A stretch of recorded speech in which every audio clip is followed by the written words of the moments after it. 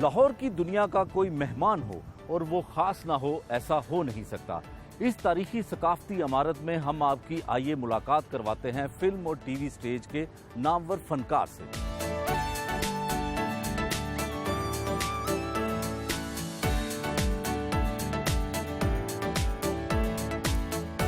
ओ घर वाले हो, घरियो या मर गए हो सारे? किथे रह गए हो? दिग तड़क टिक तक तड़क दिग दिग तड़क टिक तक तड़क दिग दिग तड़क टिक तक टिक। ये घर वाले किथे चले गए? मैनू हमेशा कुट पई है। पता नहीं किन्ने जने मुंडे संसार ने रल के मैनू मारिया, कहंदे ने कि इत्थे आके तू कुड़ियां छेड़दा। मैं उन्होंने कहा कि मैं कुड़ियां नहीं छेड़दा। वो कहंदे ने नहीं तू इत्थे कुड़ियां छेड़न आया, इस करके तेनू छोड़ांगे नहीं। मैं क्या जे मर्द दे बच्चे हो ओ 15 सन ते मैं कला, मैं भी शेर बन गया, मैं खड़ा हो गया उन्होंने सामने। मैं क्या मर्द दे बच्चे हो ते एक एक करके आओ। एक एक ने कुटिया मैनू लचा के मैंने ऐसे मुंडे सन, मैनू समझ नहीं लगी। मैं क्या अपनी गली च तो कुत्ते भी शेर होंदे ने, मर्द दे बच्चे हो ते मैदान च आओ। मैदान च ले जाके कुटिया मैनू, मैं देखे पै गया। मैं तो जो भी मार खाई, जो भी मैं को गल की है मैं मार ही खाई है। मैं तो अब्बे को हमेशा मार खाई है। मेरा अब्बा जो मैं सुता होया तो अब्बे ने मारिया, सुता पे मैं वेलिया पहाड़ी जाओ। जे मैं उठ गया, अज सवेरे सवेरे उठ गए हो, मज्जा चौन जाना में। जे मैं बाहर गया ता मारिया, बाहर जाते हो, कॉलेज दियां कुड़ियां नूं छेड़दे हो। जे मैं घर बैठा होया तो ता मारिया उन्होंने। घर बैठे रहंदे हो हर वेले, हैं जी बाहर दफा होया करो, कदे सानू भी टाइम दो। शर्म नहीं आती तेनू? मैं की करा? ते मैं ते हमेशा यही सोचा कि न मैं गिरा ना मेरी उम्मीदों के मीनार गिरे, लेकिन मुझे गिराने में कुछ लोग बार बार गिरे। हाँ जी, वो कोई है घर च? वाह वाह वाह वाह, जुल्करनैन साहब क्या आपने कमाल एक्ट किया। अस्सलाम वालेकुम शेख साहब, कैसे हैं आप? अल्हम्दुलिल्लाह अल्हम्दुलिल्लाह। क्या कर रहे हैं यहाँ पे आप? खाली हाल है, स्टेज अकेले संभाल के बैठे हुए हैं। बहुत तशरीफ रखिए ना। बात ये है कि आपकी मोहब्बत और चाहत जो है वो कल्चरल कॉम्प्लेक्स लेके आ गई। और इस वक्त जब रात में हम खेल करते हैं तो उस वक्त तो अल्हम्दुलिल्लाह खचाखच भरा हुआ होता है। इस वक्त अकेला था तो भी ये पुराना आइटम मुझे याद आ गया जो मैं बरसों से करता रहा हूँ। जुकी भाई, फिल्म आपने की, अल्हम्दुलिल्लाह, टीवी आपने किया, स्टेज आपने बहुत किया। कुछ किरदार ऐसे होते हैं जो याद रह जाते हैं। मुझे याद पड़ता है आप एक स्टेज प्ले में लड़की बने। जी, एक में नहीं, कई में। अच्छा, हाँ। तो वो कैसे बने? लड़की बनना तो बड़ा मुश्किल काम है। देखिए, कुछ लोगों की कुछ शनाख्त होती है। मुझे जो कहा जाता है वो ये कहा जाता है कि आपने और अनिल कपूर ने कभी मूछें नहीं उतारी, मतलब हमेशा मूछों में ही रहे हैं। तो वैसे तो आर्टिस्ट का मुंह जो है ये प्लॉट खाली होना चाहिए ताकि कभी दाढ़ी लगानी है तो दाढ़ी लगा लें, कभी मूछ लगानी है, मूछ के भी फिर मुख्तलिफ स्टाइल होते हैं, फिर सारा सिलसिला होता है। लेकिन मैंने अगर कभी मूछें अपनी साफ की हैं तो मैंने सिर्फ ड्रामे के और लेडीज़ बनने के लिए की। अच्छा। हाँ जी। तो एक तो यादगार प्ले जो आपने याद कराया मुझे, वो यादगार प्ले है मेरा। ये मैं बात कर रहा हूँ 1977 की। मैंने अपना प्ले प्रोड्यूस किया, प्लानिंग की उसकी, और शेख साहब के पास गए। मैंने कहा शेख साहब ये है प्ले। उन्होंने कहा मैं पहले स्क्रिप्ट पढ़ूंगा। उन्होंने स्क्रिप्ट पढ़ा, उन्हें बहुत पसंद आया। तो उस वक्त फिर हमारी दोस्ती हुई और फिर हमने बहुत सारे प्ले किए, और ख़ास तौर से वो जो प्ले उसका नाम था शादी हो तो ऐसी। उसमें बैरूसफ ज़वारी साहब भी थे, उस शहजाद रज़ा थे, ज़ेबा शहनाज थी, और उसमें उमर शरीफ साहब भी थे। तो उसमें एक सिचुएशन होती थी जिसमें मैं जब शेख साहब को रिश्ते की ज़रूरत होती है और हमारा होता कोई भी नहीं है, हम 4 दोस्त एक ही जगह रह रहे होते हैं, तो शेख साहब को माँ की ज़रूरत होती है। फिर एक दोस्त जो है यानी मैं माँ बनता हूँ, रज़ाक राजू साहब बाप बनते हैं, इस्माइल तारा साहब जो हैं उसमें ड्राइवर बनते हैं, लियाकत सोल्जर साहब जो थे वो उसमें मुलाजिम बनते हैं, और फिर इस तरीके से वो ड्रामा चलता है और फिर उसमें जो है हम बदतमीजियाँ करते हैं और रिश्ता होने नहीं देते। और जब शेख साहब कुड़ रहे होते हैं कि यार आप लोगों को बनाया इसलिए है कि यही करें, और हम उनके सामने होतियाँ बोतियाँ मार रहे होते हैं, जो सिचुएशन के हिसाब से सिचुएशनल प्ले। ठीक है। तो ये प्ले इतनी मर्तबा हुआ और उसमें मैं इतना लेडीज़ बना और कि क्या बताऊँ मैं आपको, इतना खूबसूरत लेडीज़ बना हूँ कि उस ज़माने में शादी तो हुई नहीं थी। तो एक हर एक की एक आइडियल होता है ना कि जी इस तरह की मेरी बीवी हो। तो मेरा दिल करता था कि यार मेरी शादी कुछ इस तरह की लड़की से हो जो मैं खुद बना हुआ था। एक ड्रामे में आप उमर शरीफ के साथ बने। उमर शरीफ साहब थे। उमर शरीफ साहब के साथ मैं कई एक ड्रामों में लेडीज़ बना हूँ। अक्सर ड्रामे होते हैं जो कॉमेडी की वजह से हिट होते हैं, अक्सर ड्रामे होते हैं जो डांस की वजह से हिट होते हैं या सारी चीज़ों की वजह से हिट होते हैं।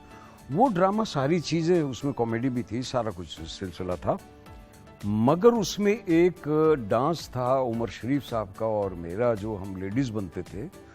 तो वो ड्रामा बैकग्राउंड से गाना था पहला सलाम करा, पहला सलाम करा फिर दिल जानिया में खिया मिलाया तू उठ के नहीं जाना, नमा नमा शुरू होया तेरा आना जा।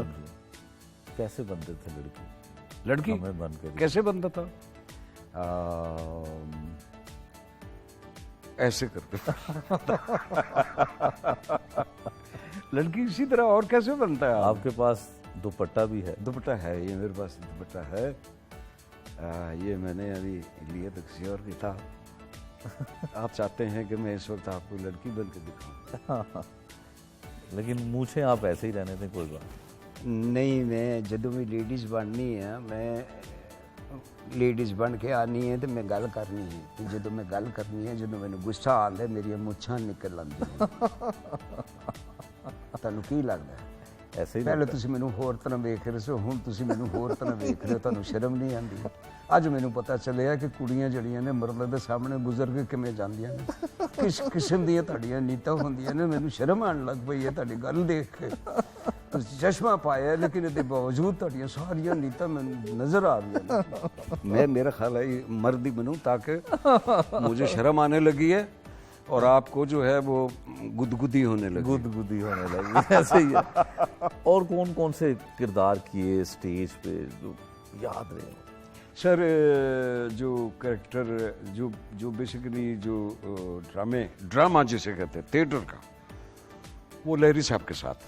मेरी खुशनसीबी, मैंने पाकिस्तान के उन तमाम बड़े कॉमेडियंस के साथ ड्रामे किए जिनमें फिल्म स्टार लहरी साहब, फिल्म स्टार रंगीला साहब, फिल्म स्टार निराला साहब, फिल्म स्टार अली एजाज साहब, फिल्म स्टार नन्ना साहब, और फिर उसके बाद थिएटर के मेरे साथियों में से मोइन अख्तर साहब, फिर उसके बाद उमर शरीफ साहब, फिर उसके बाद इस्माइल तारा साहब, फिर माजिद जहांगीर साहब, फिर उसके बाद फिर सोहेल अहमद साहब, फिर यहाँ आए मस्ताना साहब, फिर आए तो बब्बू बराल साहब, और फिर आए तो एक लंबी लिस्ट है। मैं नहीं समझता कि जो आज भी बच्चे जो हमारे हीरो हैं इस वक्त वो बड़ा अच्छा काम कर रहे हैं और इस वक्त वो शहनशाह कहलाते हैं। और इसमें से बड़े सारे लोग मैंने अल्हम्दुलिल्लाह इंट्रोड्यूस कराए हैं, जो मेरे ड्रामों से इंट्रोड्यूस हुए हैं या मैंने इंट्रोड्यूस कराया। मिसाल के तौर पे सोहेल अहमद साहब मेरे ड्रामे से इंट्रोड्यूस हुए, फिर वो ड्रामा बेइंतहा बार हुआ, अमानुल्लाह साहब मेन रोल करते थे, फिर वो ड्रामा मैंने किया। फिर जब मैं मुल्तान गया पहली बार ड्रामा करने के लिए, तो वहाँ एक लड़का मुझे मिल गया जिसने बड़े प्यार का इजहार किया। फिर उसने कहा मुझे बड़ा शौक़ है, तो मैं कहा मैं तो या लाहौर करता हूँ या मैं पिंडी करता हूँ। तो कहने लगा सर मैं आ जाऊँगा मैं। फिर उसने फ़ोन नंबर दिया, सो मोबाइल तो होते नहीं थे, ये बात कर रहा हूँ मैं आई थिंक सो 88 की। उसका मैंने नंबर ले लिया। तो एक दिन कास्टिंग कर रहे थे हम, तो मैंने असिस्टेंट से कहा, मैंने कहा यार उस लड़के ने बड़ा कहा था। कहने लगे सर छोड़ो उन्हों कि तुम मुल्तानों बुलाओगे तुझी थे कि। मैंने कहा नहीं यार, उसने दिल से कहा था और मैंने वादा किया। वो इफ्तिखार ठाकुर साहब थे। फिर नसीम विक्की साहब जब आए फैसलाबाद से, तो पहली दफ़ा मेरे ड्रामे में मेरे पास ही रहे। ये उनकी मोहब्बत प्यार है। आज बहुत अच्छा काम किया, इंडिया जाके पाकिस्तान का नाम रोशन किया हमारे इन बच्चों में से। फिर फैसलाबाद में हम ड्रामा कर रहे थे, तो उस ज़माने में जो हमारे सीनियर आर्टिस्ट थे वो कोई उल्टी सीधी बात करता था तो उनको राइट था वो चपेड़ा मार देने से। तो एक बच्चा रो रहा था, मैं अपने होटल से आया तो मैंने आके देखा, मैंने कहा बच्चा क्यों रो रहे है? कहने लगे जी ये को बदतमीजी की थी, तो इरफान हाशमी साहब ने चपेड़ मारती है। तो उन्होंने कहा निकल जा बाहर। तो मैं गया तो मैं उन्होंने चुप चुप कराया। तो मैंने कहा यार जब मैं जाऊँगा ना, जब वो लड़की वहाँ से आती है, नौकरानी थी, वो उधरों आती थी तो मैं इधरों आना चाहूँ, तो मैंने कहा अभी उसको ना भेजना, इसको भेज देना, तो ये अपना जो भी करना चाहता है ये कर ले, जब ये आउट होगा तो फिर उसको भेज देना। उधर ना तारिक टेडी। अच्छा सुकी भाई, आपने फिल्म के स्टार जो कॉमेडियन थे उनका जिक्र किया, उसमें लैरी साहब का जिक्र किया। जी जी। लैरी साहब का क्या अंदाज था, खूबसूरत फिल्म की बात करते थे और जू मैनी उनकी बात होती थी। क्या फ़र्क था दूसरे कॉमेडियन में और आज की और उस दौर की कॉमेडी में, क्या फ़र्क है? मुजाहिद भाई बड़ी अच्छी बात की आपने, और मेरा दिल चाह रहा है कि मैं अपने सुनने वालों और अपने उन बच्चों को भी ये बात बताऊं कि थिएटर पे जो काउंट होता है वो बाकी तो होती है, राइटिंग होती है, सिचुएशनल कॉमेडी होती है, लेकिन लाफ्टर आता है टाइमिंग पे। आप जब डिलीवर करते हैं तो लैरी भाई से अच्छी टाइमिंग तो मैं नहीं समझता किसी और की हो, पाकिस्तान में भी क्या, मैं तो शायद लोग इत्तेफाक ना करें, मैं नहीं समझता कि एशिया में कोई ऐसा बंदा हो। पाकिस्तान में दो स्कूल हैं, एक फिल्म स्टार लहरी साहब का और दूसरा स्कूल है मुनव्वर ज़रीफ साहब का। वाह वाह, ठीक है ना जी। ये वो दो बड़े लोग, ये वो दो बड़े फनकार। अच्छा, फिर मैंने जब छाँव सीरियल किया, लोग उसको पहचानते हैं, अलकमूनिया में तो ऐसा नहीं होता, उसमें मेरा कैच वर्ड था। तो वो मैं जुमला कहता था। उस वक्त मेरी उम्र थी 22 साल, तो उस वक्त मैंने 70 साल के बाबे का रोल किया था। हाँ। वो लास्केट पहनी होती है और पी कैप है और फलाना। अलकमूनिया में तो ऐसा नहीं होता, अलकमूनिया में तो आखिर में फिर वो दिखाया था कि वो कब्रिस्तान है, और वो कब्रिस्तान का कह रहा है कि जी वहाँ अमन होता है, सुकून होता है, कोई झगड़ा नहीं होता है, कोई कुछ नहीं होता है। वो मैंने लहरी साहब के अंदाज में कोशिश की थी। गुड। तो जब मैं वो करके गया सीरियल, तो लहरी भाई पाइप पीते थे, अपने अंदाज से बैठे, हम देख रहे थे, तो कहने लगे कि हमने देखा छाँव अलकमूनिया वाला हमें करना बहुत मुश्किल है, लेकिन आप हाथ से करीब आए। वाह, तो मेरे लिए क्या बात, मेरे लिए क्या बात है। ये मेरे लिए अवार्ड है। अवार्ड। और मैं लहरी भाई के साथ जो ड्रामा वो करता था इतने शौक से, वो हमने सक्खर में किया, जैकोबाद में किया, और छोटे छोटे जुमले लेकिन टाइमिंग। अब टाइमिंग से बात चली है तो मैं ज़रा सा आपको मैं बता दूं कि उनकी एंट्री होती थी, और वो जो था ना वो सियासी ड्रामा था। तो काउंसलर इलेक्शन लड़ने के लिए खड़ा हुआ है, तो लुंगी पहनी, धोती पहनी, उन्होंने कुर्ता पहना हुआ है, और चश्मा गिर जाए तो नज़र नहीं आता। तो पहली उनकी एंट्री लहरी साहब की होती थी, स्टेज पे गिरते थे। अच्छा। तो जीनत यास्मीन हमारी बड़ी सीनियर आर्टिस्ट हैं, वो उनकी बीवी बनी हुई थी, तो घर में झाड़ू दे रही होती है। अब जो गरीब घराना जो होता है, काउंसलर बेचारा जो भी, तो वो झाड़ू दे रही होती, तो धड़ाम से ये गिरे। अब एंट्री रिसेप्शन आता था हॉल का, वो तो 5 मिनट तक क्लैप लहरी भाई के लिए रुकती नहीं थी। उसके बाद वो यूं देखते थे। अब मैं उनकी डिलीवरी और उनकी टाइमिंग आपको मैं बता रहा हूँ। वो यहाँ खड़ी नहीं है और वो यहाँ गिरे हैं, तो देख रहे हैं गौर से, चश्मा गिर गया है ना। 26/20 यही है। वो गुस्से से देख रही, कहने लगी जी हाँ यही है। आवाज तो बीवी की सी लग रही है। आहा। जी हाँ मैं ही हूं आपकी बीवी गुलशन। हाँ ये उजड़ा हुआ गुलशन हमारा ही लगता है। तो सर ये है टाइमिंग, टाइमिंग, जुमले, क्या बात। लाइंस, वो सारा कुछ। ज़ुकी भाई, मुनव्वर ज़रीफ साहब का आप जिक्र कर रहे थे। मुनव्वर ज़रीफ साहब भी लाजवाब थे, लेकिन उनमें एक और खूबी थी, डांस बड़ा अच्छा करते थे। देखिए मुनव्वर साहब में बेपनाह खूबियाँ थी। आपने बड़ा अच्छा कहा कि वो डांस डायरेक्टर हो, कहते थे तू बैजा पाई। ज़ुकी भाई, आपका डांस करने का इत्तेफाक फिल्म में या बड़ी स्टेज दफा में खुद करते हैं? किस हीरोइन का डांस किसका अच्छा लगता है? डांस एक मुश्किल अंग है जिसको डांस कहते हैं। ये आजकल के डांस की बात नहीं कर रहा, नहीं, क्योंकि ये ज़मीन पे मतलब फर्श पे लेट भी ये जाता कुछ हूँ और मैं, है। लेट जाता हूँ, हाँ। लेट भी जाता हूँ मैं, उछल भी जाता हूँ मैं, छलांग भी मार लेता हूँ, सोफे पे भी आ जाता हूँ, सारा कुछ कर सकता हूँ मैं, मगर ये डांस नहीं होता। डांस हमारे यहाँ अगर डांस में अगर आप कहेंगे तो फिर मैं नाम लूँगा नरगिस साहिबा कि उनको पूरा उबूर है फने रक्स पे, इसी तरीके से दीदार भी है, इसी तरीके से और भी चंद नाम है। लेकिन अब जो कुछ हो रहा है वो मेरी समझ में होते हैं, तो शायद मैं कम अकल हूँ, मेरी समझ में नहीं आता। अब डांस नहीं होते, अब कुछ और हो रहा है उसके नाम पे। मैंने बड़ी दफ़ा ये बात करने की कोशिश की है कि इन लोगों के लिए एक अलग जगह बना दी जाए। उसका फ़र्ज़ कर लीजिए नाच घर नाम रख दें, फ़र्ज़ कर लीजिए कुछ और कोई बेहतर नाम और हो तो रख दें, इसलिए कि उनका भी रिज़्क़ रोज़ी चलता है इसी चीज़ से।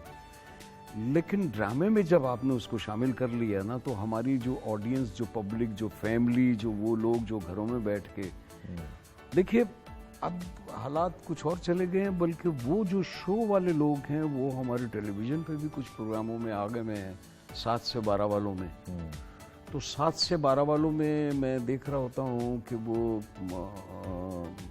वो भी लेडीज़ बने हुए होते हैं। ऐसी लेडीज़ मैंने नहीं देखी कहीं भी। आपने कभी देखी? नहीं देखी ना।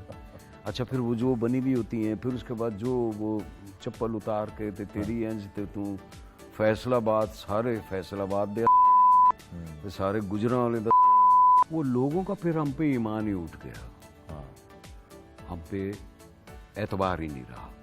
तो कहते हैं कि 2 लफ्ज़ होते हैं, एक प्यार और एक एतबार। ये 2 परिंदे हैं, एक उड़ जाए ना, दूजा खुद ब खुद उड़ जाए।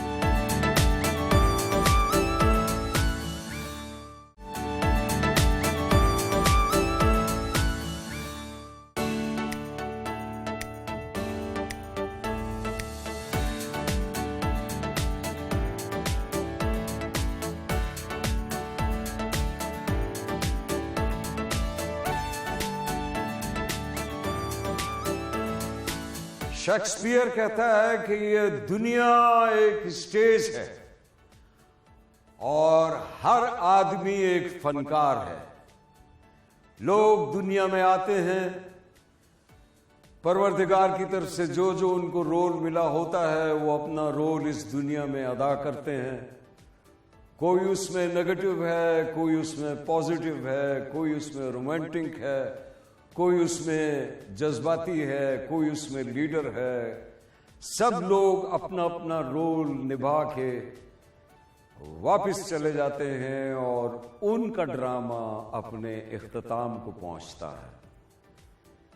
और क्या खूब कहा है उसने, आज हम भी 2 घंटे का 2.5 घंटे का ड्रामा करते हैं, अपने अपने रोल करते हैं, अपने अपने कैरेक्टर करते हैं। आप तमाम लोगों की मोहब्बतें समेटते हैं, प्यार समेटते हैं। आपकी तालियां हमारे लिए ऑक्सीजन होती हैं। जब तक फनकार जिंदा रहता है ये ऑक्सीजन हमें मिलती रहती है। और फिर एक दिन ऐसा होता है कि हम लोग सिर्फ यादों में रह जाते हैं। जुकी भाई, आज के और कल के टीवी ड्रामे को आप कैसे लेते हैं? बड़ा मुश्किल सवाल है और बहुत सारे लोग नाराज होंगे मेरे असल जवाब से। कल का जो टीवी था वो ओरिजिनल नेचुरल था। अब हम लोग ड्राइंग रूम में घुस गए हैं, फिर हम तलाकों पे आ गए हैं, हमारे पास सब्जेक्ट महदूद हो गए हैं, हमने अच्छे राइटरों से लिखवाना छोड़ दिया बाहर। तो अब ना बच्चों के लिए कुछ है ना बड़ों के लिए कुछ है। एक तलाक है, एक लड़की है, एक फलाना है, फिर रिश्तों का एक तकद्दुस होता है। इसी तरीके से अल्फाज की भी एक हुर्मत होती है। तो अब अल्फाज की और जुमलों की हुर्मत भी नहीं रही। इसी तरीके, सारों की बात नहीं कर रहा मैं, कुछ की बात कर रहा हूँ, लेकिन मेजॉरिटी की बात कर रहा हूँ मैं। मतलब ये कि सास जो है वो दामाद के साथ, और ससुर जो है वो बहू के साथ, और मामू जो है वो भांजी के साथ, और बच्चा जो है वो इसके साथ। तो मुझे समझ ये नहीं आता कि हम क्या मैसेज देना चाह रहे हैं लोगों को। तो लोग जो हैं वो अब परेशान हैं और फैमिली के साथ ये फैमिली प्रोग्राम होता था टेलीविजन। जब आप ड्रामा करते थे किस तरह के फनकार होते थे, किन किन के साथ किया और किन किन राइटर के साथ किया? मैंने जी अल्हम्दुलिल्लाह आप जो नाम लेंगे, बानो आपा से लेके, बानो आपा के साथ मैं असॉर्टेड प्ले में पीटीवी अवार्ड में नॉमिनेट हुआ था। ज़ाहिर है अवार्ड तो मुझे मिलना नहीं था, लेकिन मैंने बानो आपा से जो मोहब्बतें और प्यार लिया, मैंने कहा आपा मुझे पूरी ज़िंदगी आप 3 घंटे 4 घंटे तो मुझे दे नहीं सकेंगी कभी भी, लेकिन आप 4 घंटे मेरे पास से उठ नहीं सकती क्योंकि सीट कट्ठी है। तो बड़ा प्यार किया। इसी तरह अशफाक साहब, इसी तरीके से और बाकी जितने लोग हैं। अब मैंने बहुत सारे लोग जो हैं वो फिल्म से भी टीवी पे लाया, जिसमें जैसे रंगीला साहब हैं। अच्छा, रंगीला साहब ने एक ही सीरियल किया है टीवी पे और वो अल्हम्दुलिल्लाह मेरा सीरियल किया है, उसका नाम था एक ही रास्ता। उसमें सोहेल अहमद साहब भी थे, अशरफ खान साहब भी थे, अशरफ राही साहब भी थे, उसमें रूबी अनम भी थी, उसमें जहांगीर जानी साहब भी थे और एक सीक्वेंस में तो परेशान हो गए। अब रंगीला साहब का अपना एक अंदाज है, वो तो ज़ाहिर है एक्शन कॉमेडी करते हैं। अब उस सीन ये था कि जी हम सोहेल अहमद साहब के मुलाजिम होते हैं दोनों, मैं और जहांगीर जानी, तो हम कहते हैं कि जी आप मर के देख लें आपके कौन अजीज। वो कहते हैं कोई अजीज रिश्तेदार नहीं है, तो हम कहते हैं हम शो करते हैं कि आप मर गए हुए हैं, लोग आएंगे अफसोस करने के लिए तो आपको पता चल जाना है कौन आपसे कितना प्यार करता था। उन्होंने कहा कि ठीक है। अब हमने उनकी मैयत बना दी और सबको इन्फॉर्म कर दिया कि जी वो मर गए।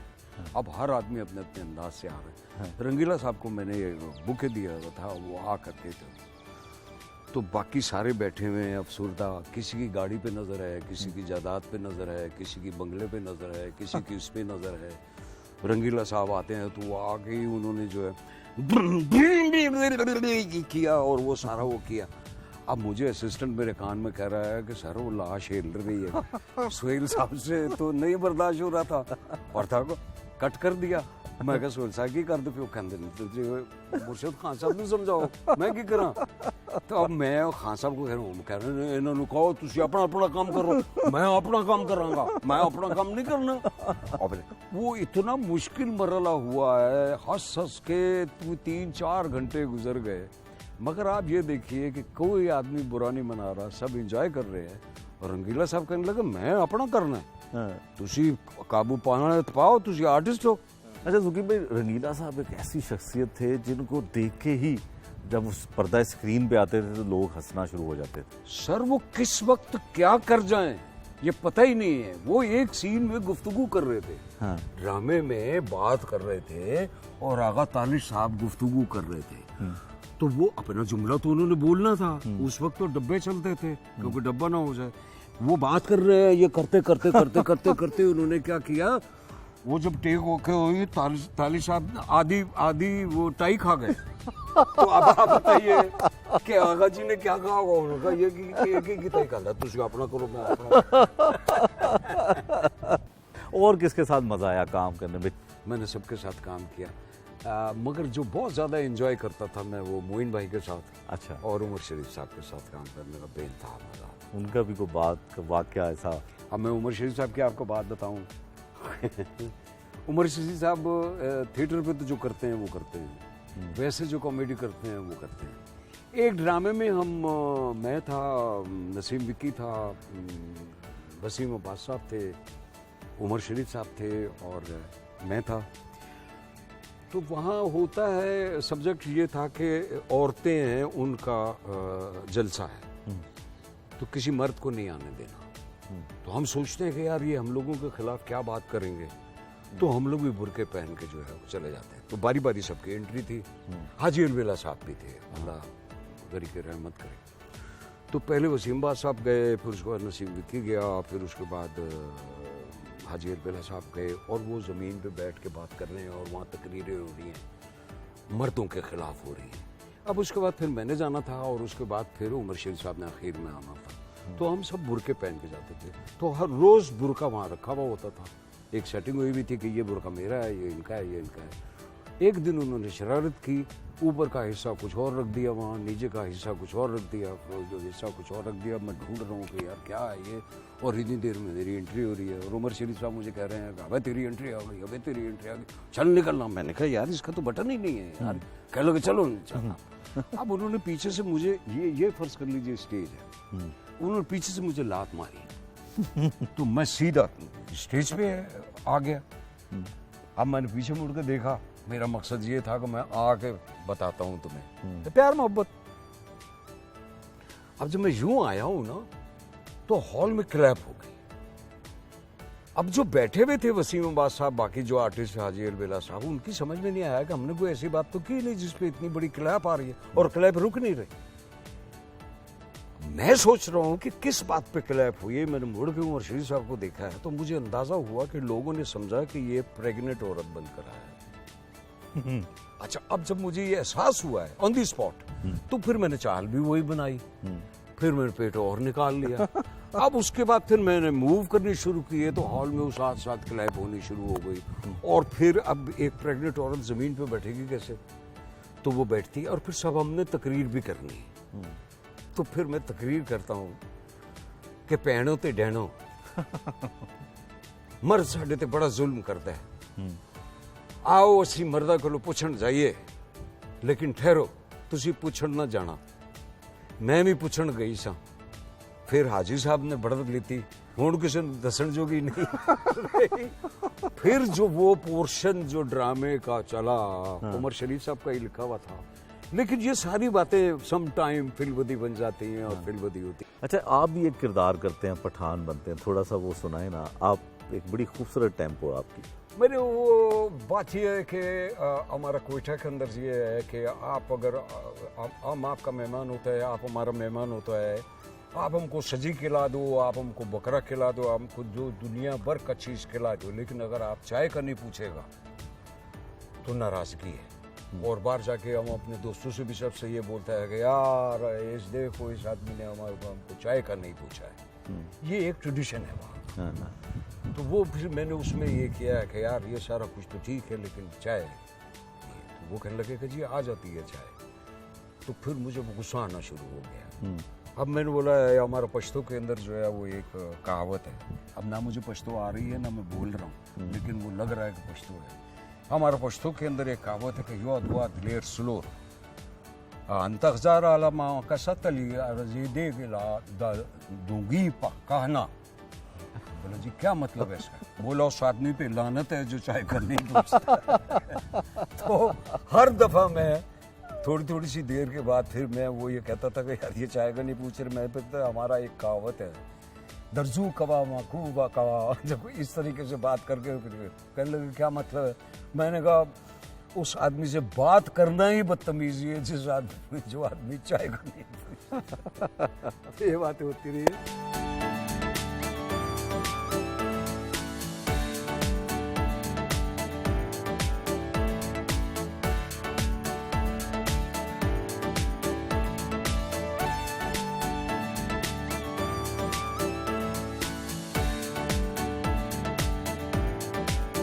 Welcome, sir. Welcome. वालेकुम अस्सलाम. How are you? Fine. Good to see you. इतना बड़ा सरप्राइज आपने दिया आज. Have a seat, please. Thank you very much. आइए जी शेख साहब. ये है जी हमारे जर्नलिस्ट, हमारे तो छोटे भाइयों की तरह हैं. मोहब्बत आप और जिस वक्त से ये रिपोर्टिंग करते थे अखबार के लिए, और अब माशाल्लाह जो हैं वो एंकर हो गए हैं चैनल पे, इनका खूबसूरत प्रोग्राम चल रहा है, आप तो देखते होंगे. बिल्कुल मैं देखता हूँ. मुजाहिद शेख साहब को कौन नहीं जानता. हाँ जी. I am really concerned with this great anchor. इन्हें जो है मैं जब ये जना में थे तब से जानता हूँ, और आर्ट्स काउंसिल और ये हम लाजमो मलजूम है, जुड़े हुए हैं. और इनका अभी जो शो चल रहा है, अभी पिछले दिनों इन्होंने शाम 84 घराने पे जिस तरह किया है और उसके चश्मो चिराग को ले गया है, मैंने तो कमर्शियल्स भी देखी हैं. इतना सुपर हिट और इतना ज़बरदस्त शो, बड़ा मैं बल्कि मुबारकबाद देता हूँ मुजाहिद शेख बहुत साहब। शुक्रिया। मुझे खुशी है, ये हमारे भाई हैं और आए इतना बड़ा सरप्राइज दिया आप लोगों ने। मैं रास्ते में बात कर रहा था, मैंने कहा कि नवीद बुखारी साहब जो कल्चरल कॉम्प्लेक्स के जो डायरेक्टर हैं, तो कहने मैंने तुझे की दस रहे हो वो उन्होंने तो बारिश इनकी मेरे मोहब्बत, इनकी मोहब्बत। तो मेरा मकसद कहने का है कि आप आर्टिस्टों की और सहाफ़ियों की हर दिल अजीज शख्सियत है।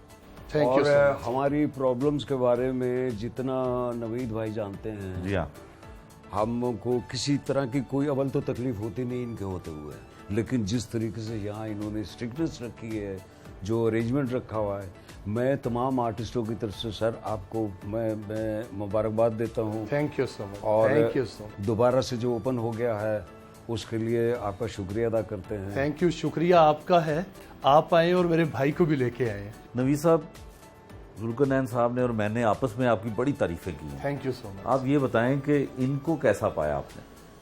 अरे इनके बारे में क्या कहूँ मैं, देखिए I know him from my child. मैं तो इनका इतना बड़ा एडमायरर हूँ, फैन हूँ कि ये अपनी ज़ात में एक इदारा है।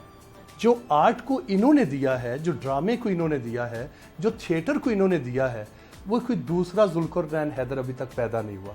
ये हमारे बहुत बड़े आर्टिस्ट हैं। मैं चैलेंज करता हूँ कि जो कॉमेडी, जो एक्टिंग, जो एक बॉडी लैंग्वेज, एक फेस एक्सप्रेशन, एक स्टेज फुटिंग जो इन्होंने दी है, मेरे हमसाया मुल्क में मुकाबला तो करा के देखें। वहां जुल्करनैन हैदर नहीं है, वहां सब कुछ होगा। वाह वाह। जी मैं हकीकत कह रहा हूं। देखिए मोहम्मद अली साहब आए, उसके बाद दूसरा मोहम्मद अली नहीं आया। नदीम साहब आए, दूसरा हम पैदा नहीं कर सके।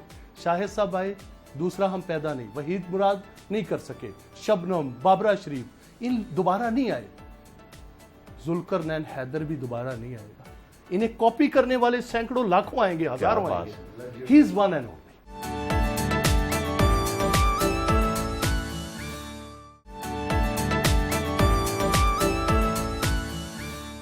जुकी भाई, जो लोग फनकार होते हैं, जो शोबिस से वाबस्ता होते हैं लोग, उनके स्कैंडल्स जो बनते हैं वो ठीक होते हैं?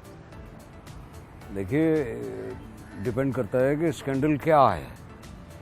जो इश्क मोहब्बत के किस्से होते हैं, ये अल्लाह पाक का बड़ा एहसान है कि मेरा कभी स्कैंडल नहीं बना।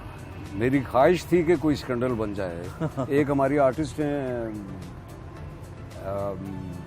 वो मैंने उनसे कहा, मैंने कहा भाई स्कैंडल बनाते हैं, आजकल तो यही चीज़ें हिट हो रही हैं, तो मैंने कहा अभी सेट पे आएंगे सहाफ़ी, तो उनके सामने कह देना कि मैं जुल्करनैन साहब के साथ शादी कर रही हूँ और मैं भी कुछ इस तरह की बात करूँगा कि मुझे बहुत अच्छी लगती हैं और फलाना होता है। तो वो आ गए, बाकी सारा सिलसिला हो रहा था, तो मैंने इशारा किया, याद दिलाया, तो कहने लगी हाँ जी सुनिए, मसलन आप थे तो आपको कहा कि सुनिए शेख साहब, मैं जुकी भाई के साथ शादी कर रही हूँ। तो मैं कहता भाई कह रही हैं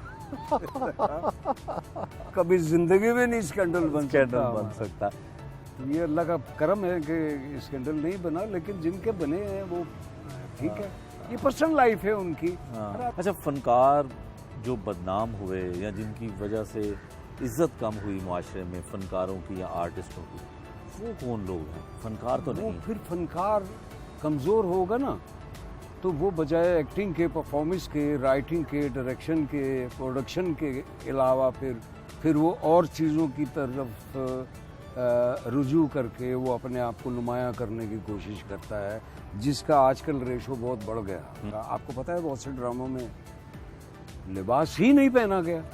बिल्कुल। तो वो कौन जिम्मेदार कौन है? सारे फनकार सबसे भी? पहले सर वो फनकार तो हैं ही नहीं ना, मैं तो उन्हें फनकार ही नहीं मानता ना। मैं तो उन्हें फनकार नहीं मानता। जो वल्गैरिटी करे, जो गंद बोले, जो हंसाना, देखिए बड़ा सुथरा साफ काम है, बड़ी इबादत का काम है। मैं अगर 10 मिनट आपको आपके बिजली के बिल, गैस के बिल, फलाना बिल, बच्चों की फीस, फलाना खाना, ये चीज़ें मैं अगर भुला देता हूँ और आपके चेहरे पे मुस्कुराहट आ जाती है, तो मैं उसको इबादत समझता हूँ। यही फनकार की पहचान है, और क्या। लेकिन ये कि अगर आप किसी और सिमत चले गए हैं, गुफ्तगू में भी और लिबास में भी, तो अल्फाज के, मैंने कहा ना कि अपने हुर्मत होती है अल्फाज की। मतलब जो माएँ घरों में बैठी हुई हैं, उनका क्या कसूर है जो आप गुफ्तगू में एक लाफ्टर लेने के लिए आप इस तरह की दिल आज़ारी करते हैं। मैं तो इसके बहुत सख्त खिलाफ हूँ और उस पर बहुत सख्त एक्शन होना चाहिए। सियासत में दिलचस्पी है, बेइंतहा। क्या और कौन अच्छा लगता है? अगर सच पूछें तो एक भी नहीं है आजकल, लेकिन ज़ाती तौर पर जो है वो मैं नून लीग कल्चरल विंग का हूँ प्रेसिडेंट, मगर अफसोस के साथ मुझे कहना पड़ता है कि उन्होंने भी अब कोई तवज्जो नहीं दी, बाकी नहीं बन पा रहा कोई। क्योंकि भाई आप अपने प्रोग्राम में शेख रशीद साहब की एक नकल उतारते हैं, जी जी। हम वो सुनना चाहें। शेख साहब मेरे पिंडी के हैं और बड़े प्यारे हैं और मेरा ड्रामा भी देखने के लिए आते थे। वो एग्रेसिव हो जाते हैं। मैं कह रहा हूँ जी ये जो है वो अच्छा, और बहुत दफ़ा होता है कि लगता है टेबल टूट जाएगी, और फिर उनके गिनती के चंद जुमले हैं जो बड़े अच्छे होते हैं। सर इनके रिंग पिस्टन जो है वो बैठ गए हैं, इनका जो है इंजन बैठ गया। ऐसा लगता है जैसे कोई मैकेनिक बात कर रहा है, कोई वो नहीं बात कर रहा। अब मैं आपके तवज्जुह से ये भी बता दूं उनको कि प्राइड ऑफ परफॉर्मेंस का क्या क्राइटेरिया है। कोई आकर मिनिस्टर मुझे इस प्रोग्राम के बाद बता दे, प्राइड ऑफ परफॉर्मेंस किस बात पे देते हैं आप? अब मैं नाम नहीं लेता किसी का और किसी मिनिस्टर का भी नहीं लेता। एक मिनिस्टर ने फ़ोन किया खातून को कि जी आप आएँ, फिल्म स्टार थी वो किसी वजह से नहीं आ सकी उस रात। दूसरी आर्टिस्ट को उन्होंने बुलाया और उसको प्राइड ऑफ परफॉर्मेंस दे दिया। ये प्राइड ऑफ परफॉर्मेंस का ये क्राइटेरिया है। तो सर प्राइड ऑफ परफॉर्मेंस की एक रिस्पेक्ट है। मुल्क का सरकारी बहुत बड़ा इदारा है। मैंने सारी दुनिया के अवार्ड, सारे अवार्ड अल्हम्दुलिल्लाह मैंने लिए हैं। पता नहीं मुझे क्यों कंसीडर नहीं करते, शायद क्योंकि मैं सारे सेंटरों पर काम कर चुका हूँ, पूरे मुल्क की नुमाइंदगी करता हूँ, शायद इसलिए भी नहीं करते, या पता नहीं उन्हें पसंद नहीं आता, या शायद लोग पसंद नहीं करते। आप क्या कहते हैं? ऐसा नहीं, बिल्कुल ऐसा नहीं। ऐसा नहीं है तो फिर उनसे कहें कि ये क्या कर, मतलब क्या कोई क्राइटेरिया बनता है ना शेख साहब? बिल्कुल इनको ये भी करना चाहिए। और आप ये भी बताएं कि जब कोरोना आया और कोरोना बहुत तेज़ था तो आपने कोरोना की एक शक्ल अख्तियार करके वो चाइनीज़ बोली मैसेज थी। दिए जी। मैसेज वो चाइनीज़ ज़रा सुनाएं। पाकिस्तान